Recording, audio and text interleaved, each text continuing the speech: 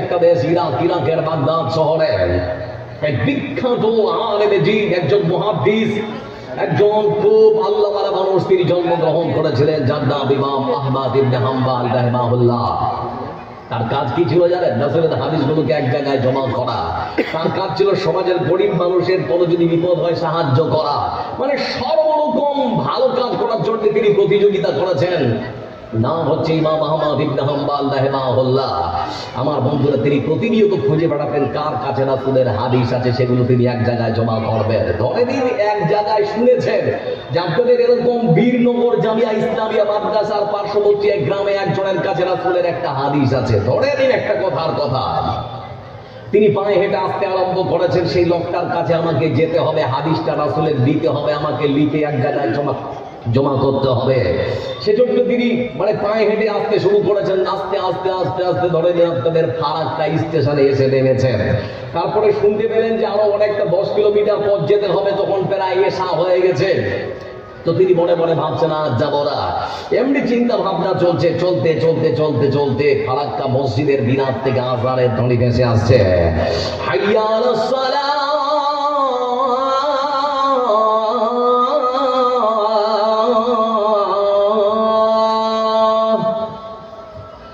সুমধুর কণ্ঠে তিনি যখন আযানটা আসলে দিয়েছেন, বন্ধু আমার, তিনি মনে মনে ভাবলেন এখন আর আমি যাব না।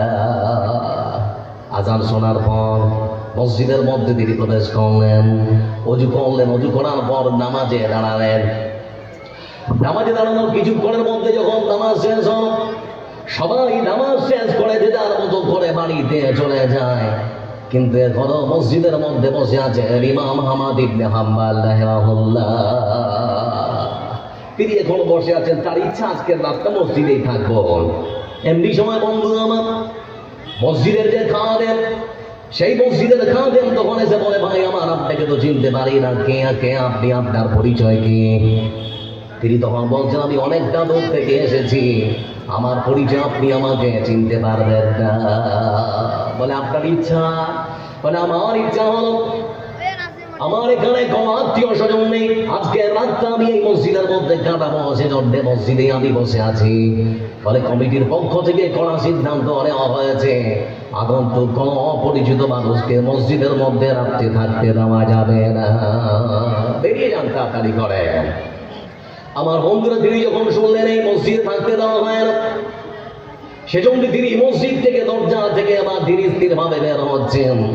আর মসজিদের দরজার সামনে বন্ধু আমার যে গেটের পাশে এক ব্যক্তি রুটি বিক্রি করেন, রুটিওয়ালা সব কথাগুলো তিনি শুনছেন, মানে দুজনের কথোপকথন শুনছেন ভালো মতো করে। একই সময় সেই রুটি বিক্রেতা যখন শুনতে পারেন আগন্তুক অপরিচিত মানুষটার বাড়ি অনেকটা দূরে, একে থাকতে দেওয়া হবে না মসজিদের মধ্যে, কাছে গিয়ে তিনি তখন বললেন, হুজুর আপনার যদি কোনো অসুবিধা না হয় আমার বাড়িতে যেতে পারেন, আমার স্ত্রী আমার পুত্ররা চলে গেছে তার বাবার বাড়ি নানার বাড়ি, আমার বাড়িতে যদি আপনি রাত কাটাতে চান আমার কোনো অসুবিধা হবে না। তো ইমাম আহমদ ইবনে হাম্বল তিনি বড় বড় ভাবছেন, ঠিক আছে তাহলে যাওয়াই যাক তার বাড়ি। চলে গেলেন তার বাড়ি। রাত্রিবেলা খাবার দাবার শেষ করার পর ইমাম আহমদ ইবনে হাম্বল রাহিমাহুল্লাহকে এরকম একটা সুন্দর করে বিছানা বিছিয়ে দেওয়া হয়েছে, সে বিছানার মধ্যে তিনি শুয়ে পড়েছেন। কিন্তু রুটি বিক্রেতা পরের দিন আবার রুটি বিক্রি করার জন্য একটা গামলার মধ্যে শুকনো আটা সেখানে ফেলে দিয়ে পানি ঢেলে আটাগুলো সুন্দর করে এই মতো করে হাত দিয়ে আঙুল দিয়ে সুন্দর করে মাখছেন, আর মুখ দিয়ে কি যেন বিড় বিড় করে বলছেন, মানে মুখ দিয়ে কি যেন বিড় করে বলছেন। ইমাম আহমদ ইবনে হাম্বল তিনি দেখছেন কিন্তু বুঝতে পারছেন না। বিছানা ছেড়ে উঠে আসলেন ইমাম আহমদ ইবনে হাম্বল রাহিমাহুল্লাহ। আসার পরে তিনি আবার বলছেন, ভাই আমার, আপনার বাড়িতে এসে আপনার অসুবিধা করে দিলাম নাকি, আপনাকে আমি কষ্ট দিলাম নাকি বুঝতে পারলাম না। আপনি আমাকে নিজেই ডেকে আনলেন, খাবার খাওয়ালেন, বিছানায় ঘুমোতে দিলেন, কিন্তু আপনি আপনার মুখ দিয়ে কি যেন বলছেন বুঝতে পারা যায় না।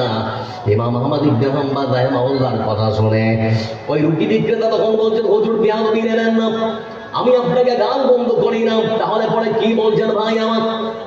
রুটি বিক্রেতা লোকটা তখন বলছে, ইমাম আহমদ ইবনে হাম্বল রাহিমাহুল্লাহকে হুজুর আমি সময় নষ্ট করব না বলে রুটিটা মাখছি আর আমি আমার মুখ থেকে আল্লাহর প্রশংসার পবিত্রতা বর্ণনা করছি। আমি পড়ছি সুবহানাল্লাহ, আলহামদুলিল্লাহ, লা ইলাহা ইল্লাল্লাহ, আল্লাহু আকবার।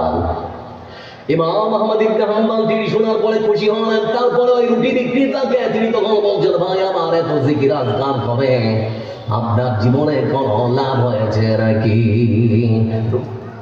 রুটি বিক্রেতা তখন বলতে শুরু করেছে, হুজুর এই জিকির আজকারের পাওয়ার এতটা বেশি, আমি আমার আল্লাহর কাছে যখন যেটা চাই আমার আল্লাহ সেটাই আমাকে দিয়ে দেন।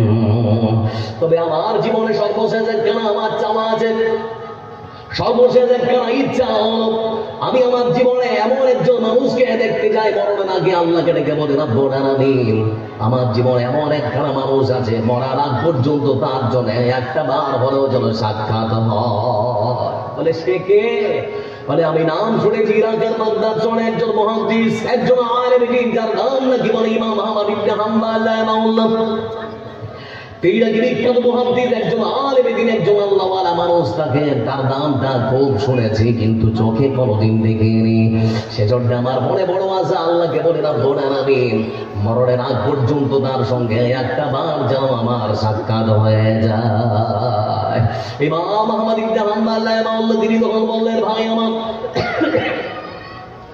আল্লাহ রাব্বুল আলামিন আপনার জীবনের শেষ আশাটাও পূরণ করে দিয়েছেন। বলে আপনি বুঝলেন কেমন করেন?